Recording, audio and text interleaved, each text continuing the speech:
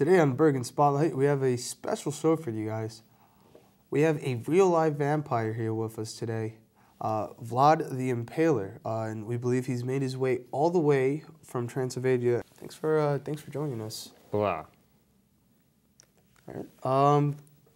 Now, vampires, as you all know, you can't see your own reflection. So my first question is, they have this vampires, especially now with the Twilight coming out, very groomed, very good looking, very tuxedos, the hair's combed back and everything. With no reflection, how does one vampire go about getting himself dressed in the morning? We don't get dressed. We're just like this all the time. We don't have clothing. The clothing just appears on us. It's only an illusion.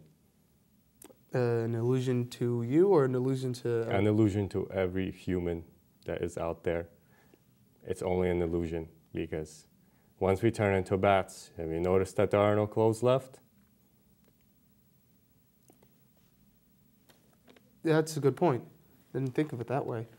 Now, since we're on the subject of film and cinema, in the 1920s, Nosferatu came out, which, gave your kind very mainstream attention in the media in Hollywood. Now, in the 2000s, we live in an age where vampires have been somewhat,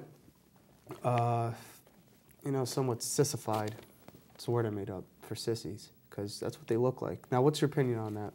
Well, speaking from experience, because I have been around for about 2,000 years, the problem is that as soon as my vampires try to get some new vampires by attacking humans and sucking all their blood, the problem is that they are not picking the right type of human. They're picking these sissy boys off the street. They don't even know anything about them. But because it just looks good and they look really tasty to them, they just pick on random people and they don't know any information about them, and they just suck their blood and not knowing what they're trying to introduce into my kind. It has become a problem because now now that vampires have no more they have no more beef to them, because they are so friendly like. They are causing us to become extinct, because this is the only way that we actually reproduce. Yeah. All right. Well, now if Edward Cullen were to be sitting here, what would you say to him? What kind of message would you have for him? I would tell him that he's a freaking idiot. Do vampires usually?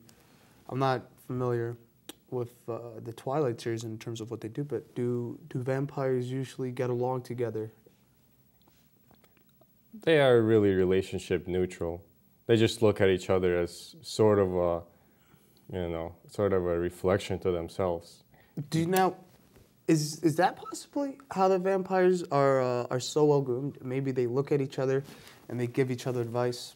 Yes. We tend to morph into each other. We look at that guy and we like how he looks, and then we sort of try to blend in with. Sort of like chameleons almost. Right. But we don't blend in with homeless people, because then otherwise everyone will run away from us. That's a good point.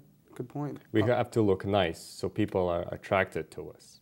That way they will become the target for us. They are making themselves already into a victim because they are attracted to us. You see how this works? Yes, I see how this works. Yeah. Now, in terms of sexual activity, what do you have you been with a bat and a person? Do you have a preference, or are vampires asexual? Contrary to popular belief, vampires do not have sex with other vampires. Even when they are in bat form, they do not have sex with other bats. Real bats can actually distinguish between their own bats and vampire kind. Vampire bats are not the same as regular bats. Now, when you go out and you're part of society, it's just nature to have cravings. you must have cravings for blood at times where you can't feast. Do you find that there's any replacements or any substitutes for blood that that get you through the day? Well, yeah. We usually tend to switch to lycopene from time to time, which is basically tomato juice. It looks just like blood. It's pretty much as nutritious. But the thing is that lycopene is just not as good as the regular hemoglobin-rich blood that we like to drink. Interesting. I know you have a religious intolerance, as do all vampires.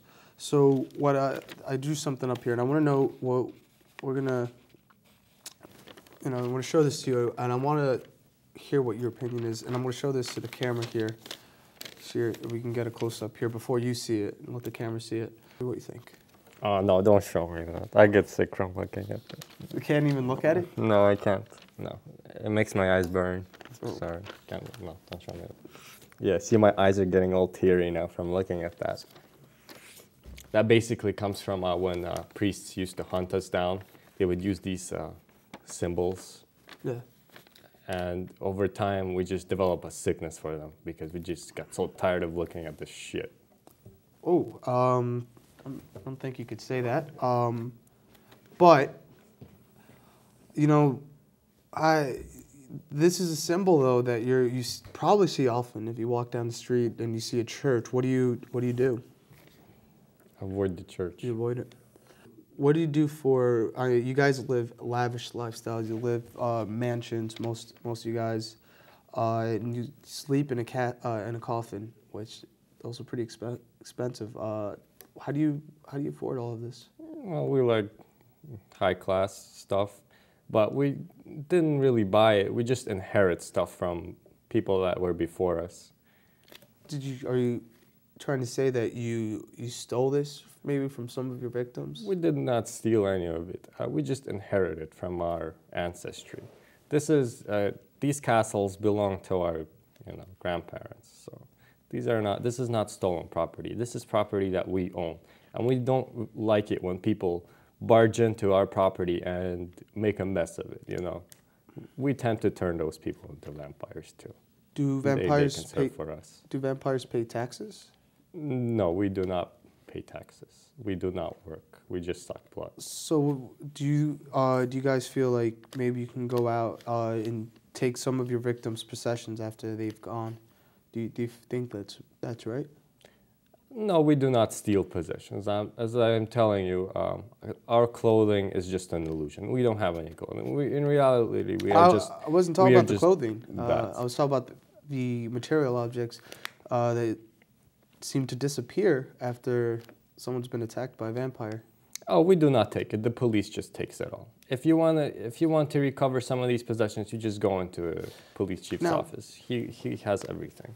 Well, you go around and you take the lives of innocent human beings. Are you supposed to tell me that that's fine because you're a vampire? Yeah, we just turn them into vampires. We don't kill them. They can work for us. They always do. They actually like being vampires, Let me see if I've gotten this correct. Are you telling me that when a vampire does it, it's not illegal? No, it's not. There is no law saying that it is illegal. Not in our books, not by the laws that we follow. Wow. Mr. Vlad, thank you for coming on the show.